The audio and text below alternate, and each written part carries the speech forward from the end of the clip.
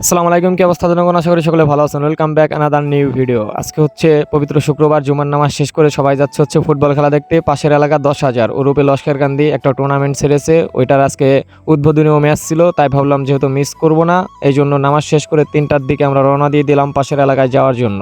ভাই মাঠে এসে দেখি প্রচণ্ড রোদ, তবে এই প্রচণ্ড রোদের ভিতরেও মাঠ ছিল দর্শক দিয়ে আনাচে কানাচে পরিপূর্ণ। এ থেকেই বোঝা যায় এদেশের মানুষ ফুটবলটাকে কতটা ভালোবাসে। যাই হোক, যেহেতু শুভ উদ্বোধনীয় ম্যাচ ছিল, এই জন্য ম্যাচটা শুরু হতে একটু লেট হবে, আর এই লেট হওয়ার পিছনে একটা কারণও আছে, কারণ আমাদের আসনের মাননীয় এমপি মহোদয় আসবে, আর তার জন্য আমরা সকলে ওয়েট করতেছি, কারণ তিনি এসে মূলত এই ফুটবল টুর্নামেন্টের শুভ উদ্বোধনীয় কাজটা সম্পন্ন করবেন। আর কিছুক্ষণ সময় অপেক্ষা করার পরে মাননীয় এমপি মহোদয় চলে আসলেন, আর এসেই তিনি মূলত ম্যাচ উদ্বোধনীয় কাজটা সম্পন্ন করে ফেললেন। আর এইদিকে ম্যাচ শুরু হওয়ার পথে, আর বলতে বলতে আজকে টুর্নামেন্টের প্রথম ম্যাচটা শুরু হয়ে গেল। আর আপনাদের তো একটা কথা বলাই হয় নাই, আজকে যে দুটি দল অংশগ্রহণ করেছেন তারা হচ্ছে শ্রামদিয়া তরুণ একাদশ, আর আমাদের জেলার বাইরে থেকে একটা টিম এসেছিলেন, তারা মূলত ঢাকা থেকে এসেছিলেন। আমি সঠিক নামটা তাদের বলতে পারলাম না, আন্তরিকভাবে দুঃখিত।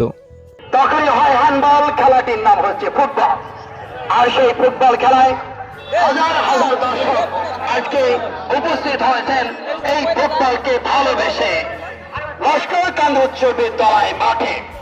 এখানে উপস্থিত হয়েছেন বিভিন্ন উপজেলা থেকে, শহর থেকে, জেলা থেকে।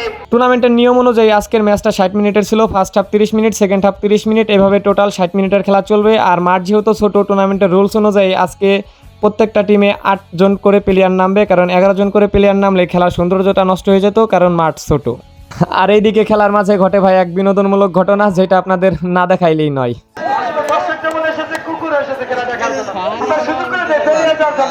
খেলাটা ভালোই চলতেছিল, তবে খেলার লাস্টের দিকে শ্রামদিয়া একাদশ আম্পায়ারের সাথে তর্ক বিতর্ক করে খেলাটা প্রায় স্থগিত করে দিতে চাইছিল, কারণ ঢাকার টিম একটা গোল দেয়, তবে শ্রামদিয়া একাদশ এটাকে অফসাইড বলে আখ্যায়িত করে। এই জন্য আম্পায়ারের সাথে ভালোই তর্ক বিতর্ক করে, খেলার সময় ভালোই নষ্ট হয়। তবে আম্পায়ার তার সিদ্ধান্ত অটুট থাকে, এরপর আবার খেলা শুরু হয়।